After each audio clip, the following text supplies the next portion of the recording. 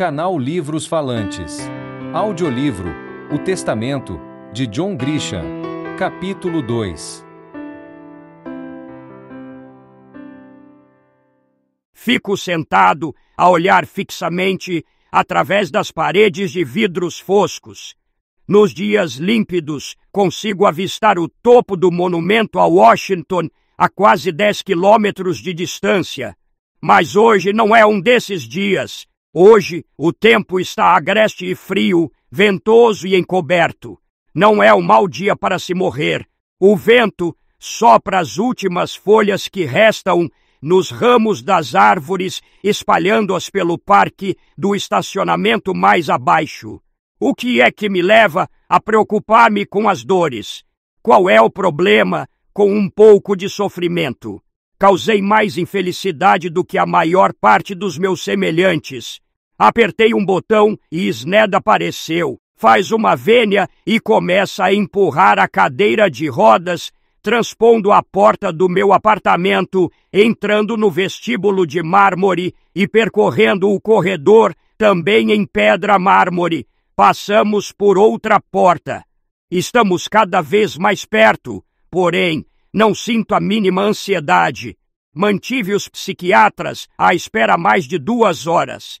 Atravessamos o meu gabinete e aceno a Nicolette, a minha última secretária.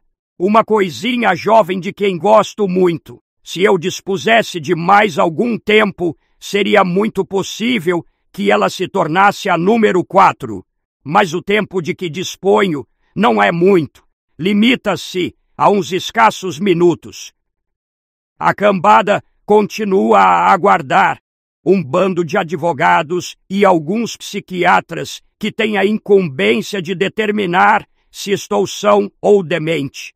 Apinham-se ao redor da longa mesa na minha sala de reuniões e quando eu entro, abruptamente todas as conversas cessam. E todos os presentes prendem o olhar em mim. Sned coloca-me num dos lados da mesa, perto do meu advogado, Stafford. Na sala foram colocadas câmeras de vídeo que apontam em todas as direções. Os técnicos andam numa grande azáfama, focando as lentes no melhor ângulo. Todos os sussurros, cada movimento, qualquer sopro de respiração ficarão gravados, uma vez que há uma grande fortuna em jogo. O último testamento que assinei providenciava pouca coisa para os meus filhos. Foi elaborado por John Stafford, como sempre. Esta mesma manhã foi parar na máquina de triturar papel. Encontro-me sentado aqui com a finalidade de provar ao mundo que estou de posse de todas as minhas faculdades mentais, o que me permitirá assinar um novo testamento. Uma vez que isso fique comprovado, o destino que darei aos meus bens nunca será posto em questão. Diretamente à minha frente estão sentados 3 psiquiatras. Cada um deles presta os seus serviços a uma das famílias. Em fichas de arquivo dobradas defronte destes homens, alguém inscreveu os seus nomes. Dr. Zadel, Dr. Flowe e Dr. Taschen. Examino atentamente os seus olhares e rostos, dado que se espera que eu mostre uma aparência de sanidade mental, é importante que eu estabeleça um contato visual com eles. Estão todos na expectativa que eu faça qualquer coisa de destrambelhado, mas eu estou prestes a devorá-los como sobremesa. Stafford será o mestre de cerimônias. Depois de todos devidamente instalados e as câmeras filmadoras estarem a postos, ele dá início à sessão. O meu nome é Josh Stafford, e sou advogado do Sr. Troy Phelan, que se encontra sentado aqui, à minha direita. Comecei a avaliar os psiquiatras, um de cada vez, olhos nos olhos, a troca de olhares penetrantes, até que, à vez, cada um afasta o olhar. Os 3 usam fatos escuros. Zadel e Flowe têm barbas mal cuidadas. Taschen usa laço no colarinho, não aparentando ter mais de 30 anos. Para as famílias, foi dado o direito de contratarem os serviços de quem bem lhes aprouvesse. Stafford continuou. O objetivo desta reunião é submeter o Sr. Phelan à avaliação de uma bancada de psiquiatras que determinarão as suas capacidades testamentárias. Assumindo que esta junta médica venha considerá-lo mentalmente são, então, ele tenciona assinar um testamento, onde ficará estabelecido o destino a dar aos seus bens, quando da sua morte. Stafford bateu com o lápis sobre um testamento com a espessura de cerca de 2,5 centímetros que colocara defronte de nós. Tenho a certeza de que as câmeras filmadoras foram ajustadas para um grande plano e estou certo de que a mera visão do documento provoca calafrios que percorrem a espinha dos meus filhos e das respectivas mães, todos espalhados pelos vários andares do meu prédio. Não tiveram oportunidade de ver este testamento, tampouco lhes assiste o direito a tal.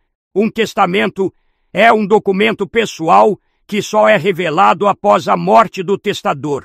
Aos testamentários só resta especular quanto ao conteúdo do mesmo. Os meus herdeiros já receberam alguns palpites, pequenas mentiras que eu próprio magiquei cuidadosamente.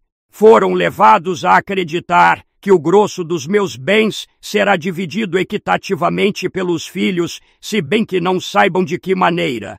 E enquanto isso, as minhas ex-mulheres serão contempladas com doações generosas. Estão bem cientes deste fato, sentem-no na pele. Há várias semanas, até mesmo meses, que eles têm ido a rezar fervorosamente por isto. No que lhes diz respeito, este assunto é de vida ou morte, posto que todos eles se encontram endividados. O testamento à minha frente é suposto fazer com que venham a ficar ricos, pondo cobro a todas as questiúnculas. Ele foi elaborado por Stafford e, em conversas com os advogados dos herdeiros, ele descreveu a traços largos, com minha autorização, o suposto conteúdo do testamento. Cada um dos meus descendentes receberá qualquer coisa que ronda os 300 a 500 milhões, enquanto cada uma das 3 ex-mulheres herdará 50 milhões de dólares. Na sequência dos divórcios, estas 3 mulheres foram generosamente contempladas em termos monetários, mas como é evidente, esse pormenor já foi esquecido. O total dos legados destinados às famílias seria de aproximadamente 3 bilhões de dólares. Depois de o governo ter arrecadado os respectivos impostos sucessórios, no valor de vários milhões de dólares, o resto seria doado a obras de caridade. Portanto, pode-se ver o motivo pelo qual eles estão aqui, todos aprumados, radiantes e sóbrios, pelo menos a maioria, olhando para os monitores com uma expressão de avidez, aguardando esperançados que eu, um homem velho, possa manter-me à altura da situação. Tenho a certeza de que disseram aos respectivos psiquiatras: não sejam muito duros para com o velhote, queremos que esteja bom do juízo. Uma vez que todos estão tão felizes, por que o incômodo desta avaliação psiquiátrica? Por que os vou lixar pela última vez, o que pretendo fazer com todos os preceitos? A presença dos psiquiatras é da minha lavra, contudo, os meus filhos e os seus advogados são de compreensão lenta, não se apercebendo desta realidade. O primeiro a tomar a palavra é Zadel. Sr. Phelan, é capaz de nos indicar a data, hora e local onde nos encontramos? Senti-me como se ainda estivesse na primeira série do ensino fundamental. Deixei cair o queixo sobre o peito, como se eu fosse um imbecil, ponderando a pergunta durante o tempo necessário para fazer com que se sentassem à beira das cadeiras, murmurando entre dentes: vamos lá, velho sacana e amalucado. Com certeza que sabes que dia é hoje. Então, respondi em voz baixa: segunda-feira, dia 9 de dezembro de 1996. O local é o meu escritório. E a hora? Mais ou menos 2:30 da tarde, eu acho. Não costumo usar relógio. E onde é que o seu escritório está localizado? Em McLean, Virgínia. É capaz de nos indicar os nomes e datas de nascimento dos seus filhos? Perguntou Flowey, aproximando-se mais do microfone. Não, os nomes, talvez, mas não me recordo das datas de nascimento. Muito bem, diga-nos quais os nomes. Levo o meu tempo a responder. Quero que eles suem. Ainda é cedo demais para começar com astúcias. Então respondo. Troy Phelan Jr., Rex, Libigail, Mary Ross, Jenna e Rumble. Articulo os nomes como se me fosse extremamente doloroso pensar neles sequer. É permitido a Flo um acompanhamento da questão. Mas havia uma sétima criança, não é verdade? Certo. Está recordado do seu nome? Rock. E o que é que lhe aconteceu? Morreu num acidente de trânsito. Sentei-me mais à direita na minha cadeira de rodas, cabeça bem erguida, com um olhar vivaz, que ia de um psiquiatra ao outro, manifestando a maior sanidade mental possível perante as câmeras. Tenho a certeza de que os meus filhos e ex-mulheres se sentem orgulhosos de mim, observando-me atentamente, através dos monitores instalados próximo dos seus pequenos grupos, apertando a mão dos cônjuges atuais e sorrindo para os seus advogados esfomeados, porque até ao momento o velho Troy tem estado a lidar lindamente com os preliminares. É possível que a minha voz seja baixa e cava e posso ter o aspecto de um lunático com a minha túnica de seda branca, faces mirradas e turbante verde, mas o certo é que respondi às perguntas que os psiquiatras me fizeram. Vamos lá, meu velho, eles imploram. Qual é o seu estado físico atual? Pergunta Taishen. Já me senti melhor. Disse que sofre de um tumor canceroso. Importas-te de ir direito ao assunto? Pensei que estava a ser submetido a uma avaliação mental. Repliquei, olhando de relance Stafford, que foi incapaz de conter um sorriso. Mas as regras permitem qualquer pergunta. Não estamos num tribunal. Taishen confirmou com cortesia. E está. No entanto, todas as perguntas são relevantes. Estou vendo. Importa-se de responder a pergunta? Sobre o quê? Sobre o tumor. Certamente. É na região da cabeça, do tamanho de uma bola de golfe. Todos os dias se expande um pouco mais. É inoperável e o meu médico diz que não terei mais de 3 meses de vida. Quase consigo ouvir nos andares abaixo de mim o estalar das rolhas de cortiça, das garrafas de champanhe. A existência do tumor fora confirmada. Uhul! Neste momento, o senhor se encontra sob a influência de qualquer medicação que lhe alivie as dores, estupefacientes ou álcool. Não! Tem em seu poder algum gênero de medicação para lhe aliviar as dores? Ainda não. Zadel tomou a palavra. Senhor Phelan, há 3 meses, a revista Forbes classificou o valor líquido da sua fortuna em 8 bilhões de dólares. Esta estimativa encontra-se próxima da realidade? Desde quando é que a Forbes é conhecida pela exatidão dos seus artigos? Portanto, não é exata. Cifra-se entre os 11 e os 11 bilhões e meio, dependendo da flutuação dos mercados financeiros.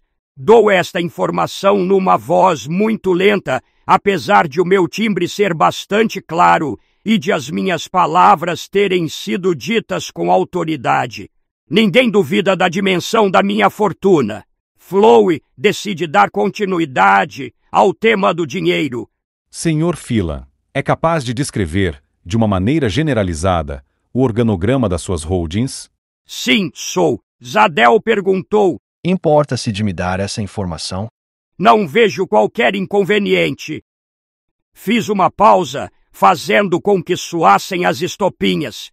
Stafford tinha me tranquilizado anteriormente, dizendo-me que, naquelas circunstâncias, eu não era forçado a divulgar informações de caráter pessoal, acrescentando ainda que eu só era obrigado a dar-lhes uma panorâmica geral. Então, decidi continuar. O Grupo Phelan é uma empresa privada, de cujos bens fazem parte 70 outras empresas diversificadas, e algumas destas estão cotadas nos mercados financeiros. Que percentagem do Grupo Phelan é que o senhor detém? Cerca de 97%. Os 3% restantes pertencem a uma mão cheia de funcionários. Taishin decide se juntar à caçada. Não foi preciso muito tempo para se concentrarem no filão de ouro. Senhor Phelan, a sua empresa tem direito a alguns dos lucros da Spin Computer? Sim, respondi com lentidão, numa tentativa para posicionar a Spin Computer na minha selva corporativa. Que percentagem de ações o senhor controla? 80%. E a Spin Computer é uma companhia de capitais cotados em bolsa? Exatamente. Taishin começa a remexer numa pilha de documentos de aspecto oficial.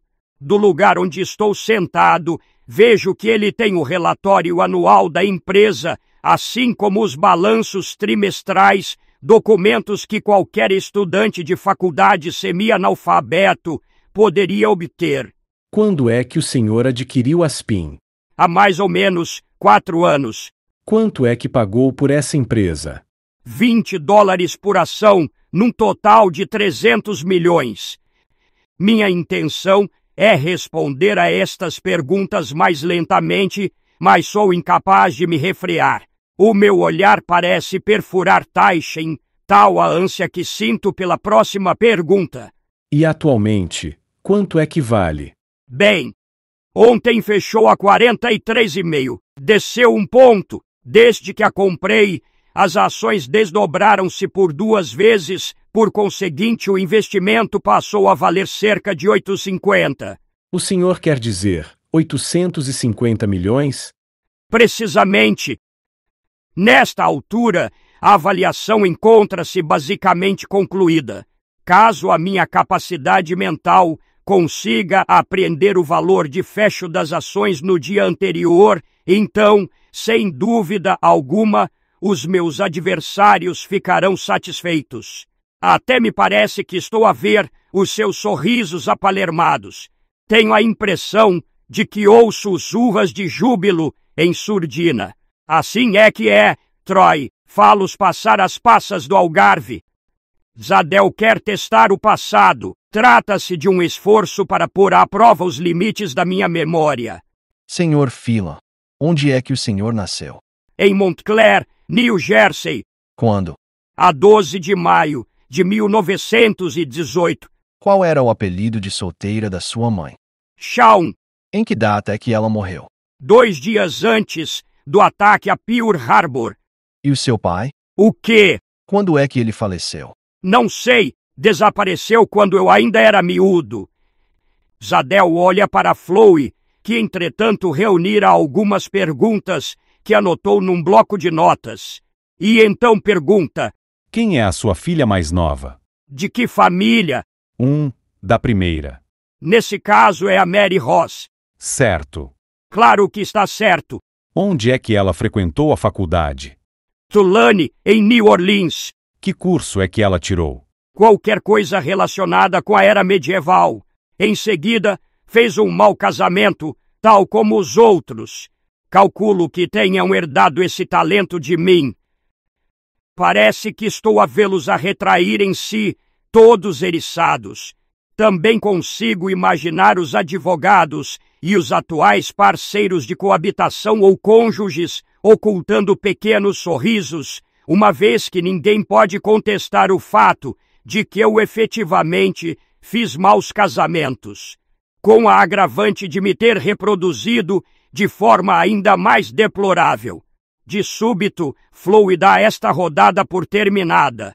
Por sua vez, Taishin sente-se enamorado pelo dinheiro. O senhor detém um número de ações suficiente para controlar a Mountain. Sim, tenho a certeza de que esse amontoado de papelada contém essa informação. Trata-se de uma empresa de capitais cotados em bolsa. Qual foi o seu investimento inicial? À volta de $18 por ação para um montante de 10 milhões de ações. E agora estão a Ontem fecharam ao preço de 21 por ação, uma permuta e um desdobramento durante os últimos 6 anos, e a empresa titular, presentemente, vale quase 400 milhões. Isto responde à sua pergunta? Sim, estou em crer que sim. Quantas empresas cotadas em bolsa o senhor controla? 5. Chloe trocou um olhar fugídio com Zadel. Pergunto a mim mesmo quanto tempo mais é que isto vai durar. Subitamente, sinto-me cansado. Mais alguma pergunta? Interroga Stafford. Não tencionamos exercer a mínima pressão sobre eles, dado que desejamos que se sintam inteiramente satisfeitos. O senhor tem a intenção de assinar algum novo testamento hoje? Sim, Dr. Zadel, é o que tenciono fazer. É o testamento que tem sobre a mesa, diante de si? Sim, é. De acordo com as cláusulas desse testamento, os seus filhos herdarão uma porção substancial dos seus bens. De fato, assim é. Está preparado para assinar o testamento neste momento? Estou sim.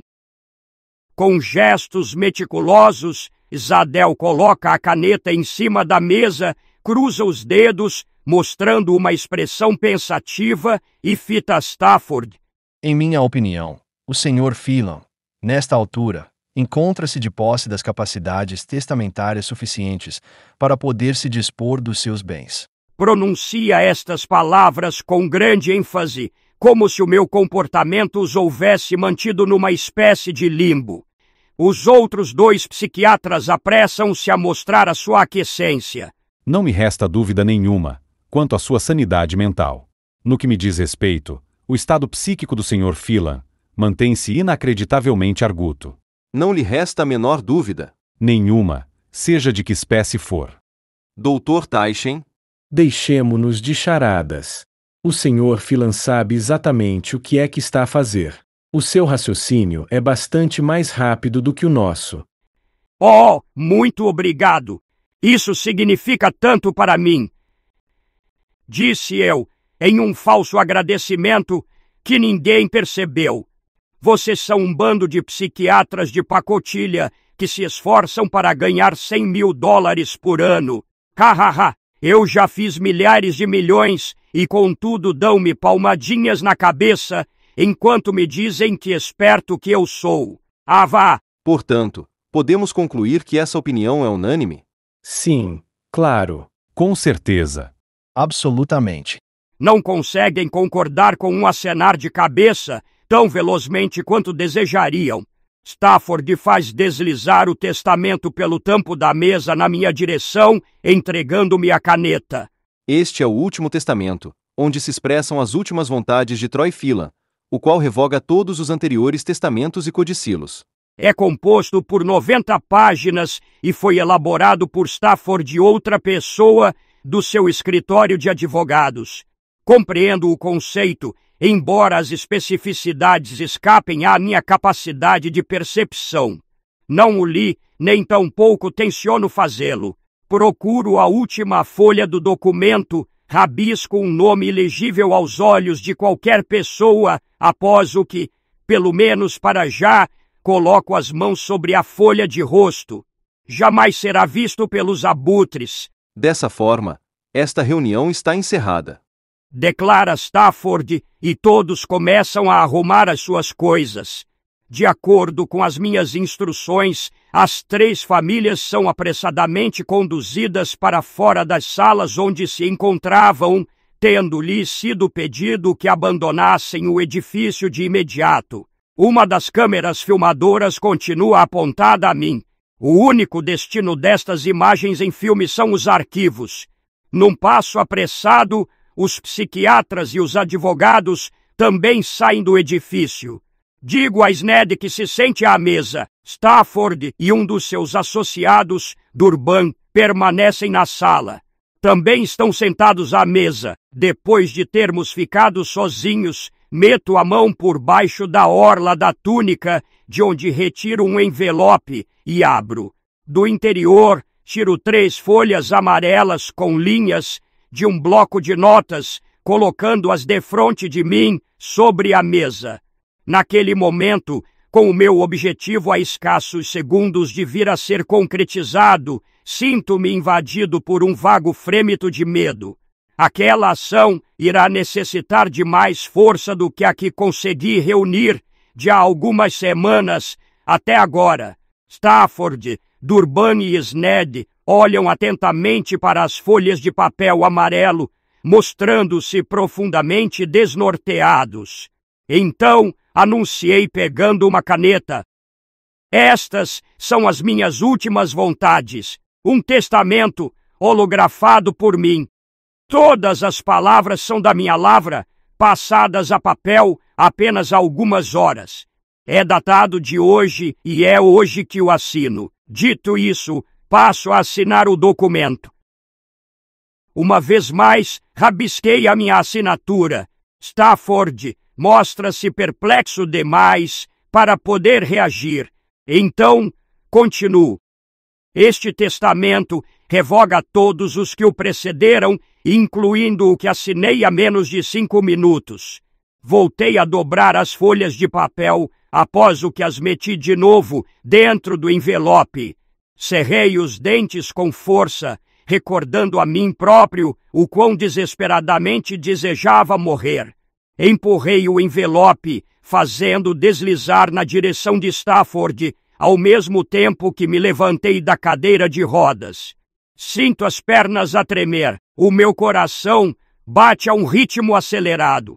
Já só faltam alguns segundos, com a certeza de que terei morrido antes de infartar. Ei, senhor, espere. Gritou alguém, penso que foi Sned, mas eu estou a afastar-me deles. O homem paralítico começou a caminhar, quase que corre, passa por uma correnteza de cadeirões em pele, passa por um dos quadros a óleo que me retratam, por sinal é um de má qualidade, que foi encomendado por uma das minhas mulheres, passando por tudo mais em direção às portas corrediças de vidro, que não estão trancadas. Algo que eu sei, porque ensaiei esta cena há apenas algumas horas. Pare! Grita alguém e eles correm atrás de mim. No espaço de um ano ninguém me viu andar. Agarro na maçaneta e abro a porta. O ar é de um frio agreste. Descalço, piso o chão gelado da varanda estreita que circunda o último andar. Subo ao gradeamento o mais rápido que posso e, sem olhar para baixo, com um impulso, me jogo 14 andares abaixo.